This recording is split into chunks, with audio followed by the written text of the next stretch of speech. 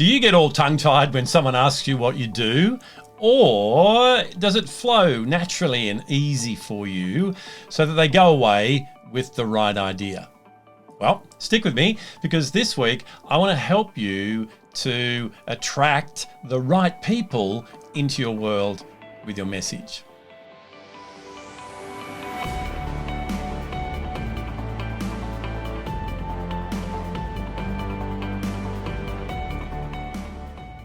Hi, this is Grant Herbert, leadership and sustainable performance coach. And today I want to continue our conversation around the shift in your positioning, going from invisible to being in demand, by helping you to craft your positioning message. Over the last few weeks, we've been talking about this thing called positioning, whether you are in an employment situation or whether you're running your own practice. It's all about putting yourself out there in a way that attracts the right people, whether that be in your career and or in the marketplace if you're building a practice. To do that, we talked about the psychology behind that and why we might think the way that we do around something that people call sales. And last week, we talked about putting you in the spotlight. And I know for many of you, why do I know this? Because it was me, that this is the biggest challenge, is to be able to go, hey, do I deserve to be in the spotlight firstly, and then to do what it takes to put yourself out there. So today, I want to continue this conversation to help you to make sure that as you do walk forward into that, you're putting yourself under the right spotlight. I love what I do, and I love to share that with other people. But as I said a couple of weeks ago, one of the biggest challenges was people didn't know really what I did. They said things like, Grant, we know that whatever it is great, but what do you actually do? I was sending mixed messages. It wasn't succinct. It was very wide. So people had to decide whether or not that message was for them. If I look at that from a perspective of in my corporate career, the message that I put across definitely didn't position me well. As I move into my own practice, it was making sure that I aligned who I was and what I did with the right people that needed to hear that, and also that I needed to work with. So what we need to do is firstly get clear on who we are, why we're doing what we're doing, and who we want to serve with that.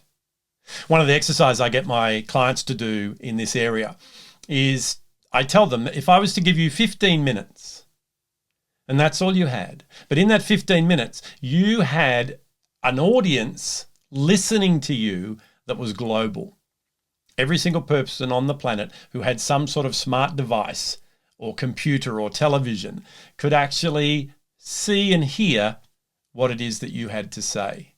If that was the case, what would you want to leave them with? What would you want to tell them? And I guarantee it wouldn't be some technical thing about what it is that you do that was transactional and was going to get you a sale. No, you'd want them to understand who you were and what it is that you stood for, and what it is that you were doing in the world and why you were doing it. You know, we talked about serving a cause, something bigger than yourself. And that's where I want you to start when you are putting together your message. People want to know why it is that you do what you do before they want to know what you do. So, how do we do that? Well, I have a simple process that I have been taught over the years that I now use, and I've tweaked and adjusted it so that it works really well in professional services. The whole idea of your message is to do two things. It's to actually attract those people that you want to work with and repel those who you don't. Now, when I say repel those who you don't, I'm not talking about some elitist attitude. It's just they're not the right fit people. They're not the people that you could best serve.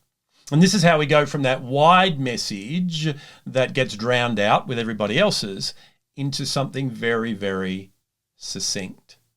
I've just jumped off a call with an organization and they asked me clearly to explain what it is that I did. And it just flowed. And out of that, they were able to go, yeah, that fits us. And that's the whole purpose of your message. Your message also needs to be in plain language. It needs to be said how they would say it. A lot of times we become marketers and it sounds really great and we use words that match and rhyme and alliteration and all these fantastic things, which looks really good on a billboard. But when you're just talking in conversation to someone else, it sort of gets you some strange looks and they're thinking, this person isn't real. That's not who they are. That's what they do. They're trying to sell me on something. People need to know you, like you, and trust you before they buy into anything that you might have for them. So the purpose of your message is for them to get to know you, not what you do. And even though you will be letting them know what you do, it goes deeper than that. They know why you're doing it. They can feel the passion that you have for doing what it is that you do. And out of that, they like the conversation. So therefore, there's a possibility that they like you. And I'm not talking about like you from the point of view of that approval addiction that we're all walking away from. But they go, yeah, I could work with that person. I like them. That was a conversation that I enjoyed. And the trust comes after that. Trust comes in following up and doing what it is you said you were going to do and all those things that we've talked about before. So to do this, let's use a formula. I love formulas. I love processes that says do this, then this, then this, and you get what it is that you want. I don't have to second guess it. And this formula is for you to get clear on who you are and what it is that you do. Then you'll be able to take that and use it in pieces out there in your world, in your marketplace, in your organization, your career, wherever it is that you want to get your message out. People want to know that you can help them. They want to know that you can take them from where they are now to where they want to go. Those 4 forces we've talked about, their frustrations that they're going through right now and what they fear are going to happen if they don't fix those frustrations. Then there's the aspirations that they have. But firstly, we've got to get what they want right now. So they've got to be able to see now and into the future in what it is that you say that you do. So as we put this message together, the elements will help them to do that. And the first thing you need to do is tell them who you help. So the best way for someone to be able to qualify as to whether or not you and they are someone that needs to work with, you need to let them know who it is that you work with. Now, it sounds pretty easy and logical, but there's a reason why sometimes we don't do that. Sometimes when particularly we are working for a situation where we need to get clients, we think we might be leaving money on the table. So we just leave it. I help everyone. And the problem is, if you help everyone, you're not a thought leader. The problem is, if you help everyone, they don't know whether or not they fit because they want someone that can fix their problem. You know, we talked about being relevant, solving now problems last week. So who do you help? So for me, I help professional services leaders. So people know that if they're in professional services, that I'm the man that could be the one to help them. So that's the first part. So the next thing you need to do is help them to do what? And there's 2 things that we can do here. And this is where these 4 forces come back in. So we want to be able to use what we've learned in that psychology to tell them how we align with being the solution. When someone has an interaction with you and you know more about their problem than they do, and then you're talking about the solution, what happens in their mind is they put you in the picture as possibly being able to solve their problem. So it's you that can get rid of their frustrations. It's you that can give them what they want and overall alleviate those fears and help them on a journey to where it is they want to go. So what is it that you help them to do?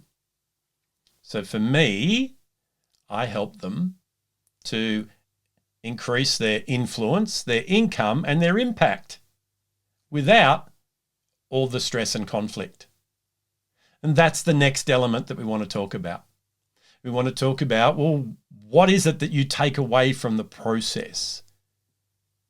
So we're either moving towards what we want or we're moving away from pain, and our message needs to have that in there. So I help whoever it is to do this without this. And the last element goes to that aspiration, and it's so that.